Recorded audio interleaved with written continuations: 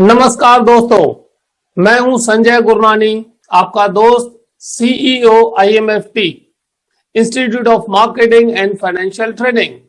दोस्तों, एक बार फिर से मैं आज की सीरीज 100 डेज 100 कंसेप्ट में आपका स्वागत करता हूं और यह सीरीज बनाई गई है हमारे प्यारे अभिकर्ताओं की इनकम बढ़ाने के लिए, कॉन्फिडेंस बढ़ाने के लिए, नॉलेज बढ़ाने के लिए। दोस्तों, आज जो हम बात करने वाले हैं वो कस्टमर के दिल तक कैसे पहुंचना है। कई बार आपको ऑब्जेक्शंस आते हैं, ऑब्जेक्शंस को कैसे डील करना है। अभी हम बहुत सारे वीडियोस ऑब्जेक्शंस के ऊपर आपके लिए लेके आएंगे। दोस्तों, आज जो हम बात करने वाले हैं कि कई बार कस्टमर प्रोस्पेक्ट आपको मना करता है, मुझे इंश्योरेंस नहीं चाहिए, मुझे प्रोटेक्शन नहीं चाहिए। उसके मन में अंदर कोई भी बात होती है तो क्या करना चाहिए, किस तरह से करना चाहिए।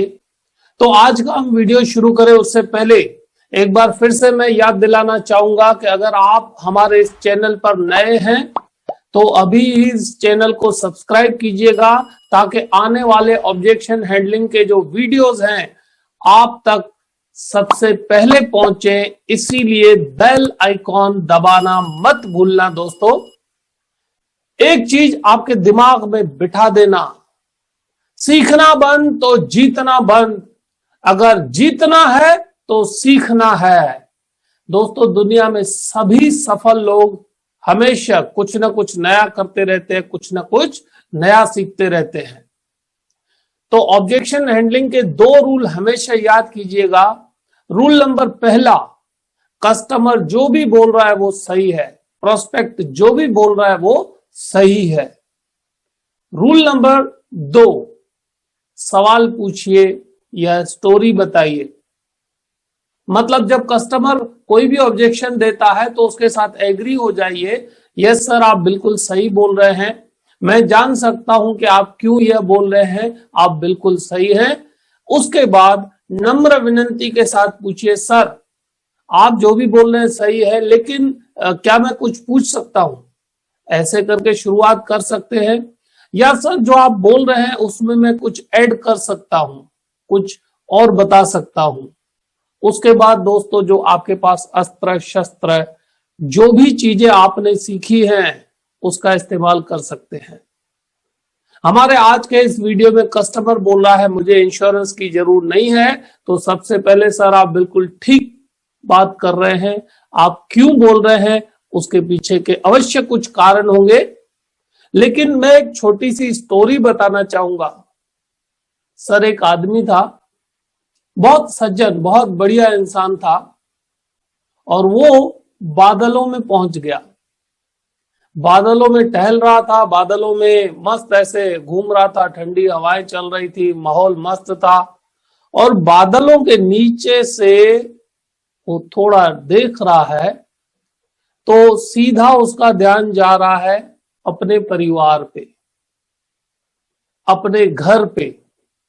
तो आदमी उत्सुक होकर और डिटेल में देख रहा है तो घर के अंदर सन्नाटा है, घर के अंदर मायूसी है, घर के अंदर भजन कीर्तन चल रहा है, और देख रहा है कि उसके परिवार वाले काफी दुखी हैं।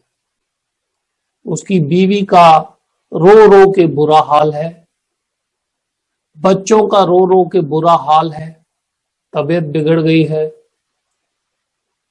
और वो सोच रहा है ये क्या हो रहा है, क्यों ऐसा हो रहा है।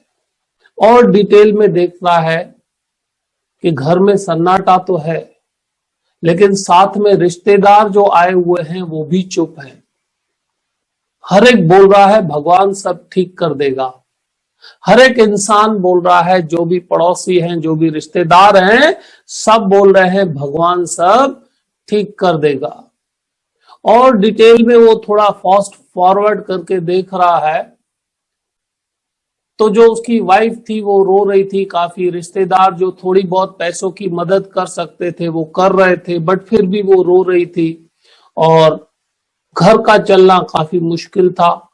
बच्चों का स्कूल बदलने की विचारना चल रही है कि बच्चों का स्कूल बदला जाए, और जो बड़ा घर है वो बेच के किसी छोटे घर में रहा जाए उसकी विचारणा चल रही है।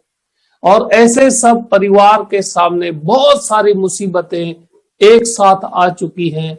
ऐसी परिस्थिति है। अब बादलों में से देखते देखते इस आदमी के भी पसीने छूट रहे हैं। सोच रहा है ये क्या हो रहा है, उसको समझ में नहीं आ रहा है क्या हो रहा है। उतने में पीछे से यमराज आते हैं और यमराज उससे माफी मांगते हैं।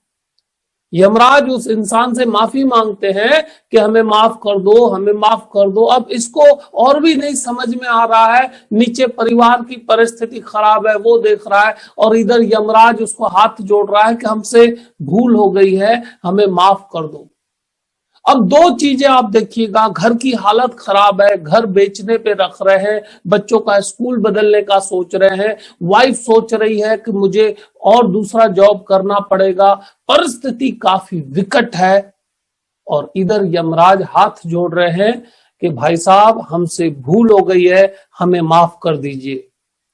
इतने में उसको समझ में आती है थोड़ी पिक्चर कि एक्चुअली हुआ क्या है। तो यमराज उसको बोल रहा है कि हम